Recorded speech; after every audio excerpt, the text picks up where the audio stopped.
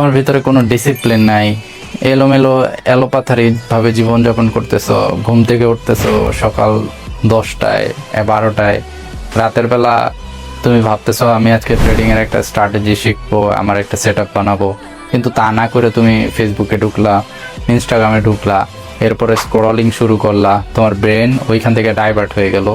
এরপর তুমি আর তোমার নিজের মধ্যে নাই, তুমি যে কে, তুমি ওই সময়টা তুমি যে কে তুমি নিজেই জানো না, কারণ তুমি স্ক্রলিং এর ভিতরে ঢুকে গেছো। প্রত্যেকটা স্ক্রলিং এ নতুন নতুন ইন্টারফেস আসতেছে, নতুন নতুন মানুষের সফলতার গল্প আসতেছে, আর তোমার ভিতরে ভয় ঢুকতেছে, তোমার ভিতরে আসতেছে যে আরে আমার বন্ধু সুইজারল্যান্ডে গিয়ে ছবি ছাড়লো গত সপ্তাহে, ব্লগ করতেছে, ভিডিও ছাড়তেছে, আর আমি কি করলাম, আমার জীবন তো ব্যর্থ। আরেকজন আইছে সে লন্ডনে গিয়ে পড়াশোনা করতেছে, আর তুমি তোমার পড়াশোনা শেষ করে এখনো কি করবা ডিসিশন নিতে পারো নি। এই যে মানুষের যে মিথ্যা হাইলাইট গুলা, এগুলা তুমি দেখে তোমার ভিতরের যে আসল মানুষটা এইটা তুমি ভুলেই গেছো, আসলে তুমি কে।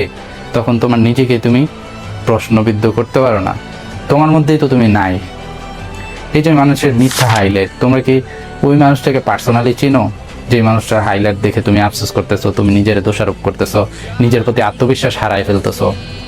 তুমি যা দেখো ওই মানুষটাও হয়তো কোনো একটা কিছু শুরু করে অনেক ব্যর্থ হইয়া মানুষকে দেখানোর জন্য ঘুরতে গেছে, ঘুরতে গিয়ে মানুষের ওই ভালো জিনিসটা দেখাইতেছে। তো যারা সফল ভাই তারা তো কখনো শো আপ করে না। তারা কেন শো আপ করবে? তারা তো সফল, তাদের তো দরকার নাই শো আপ করার।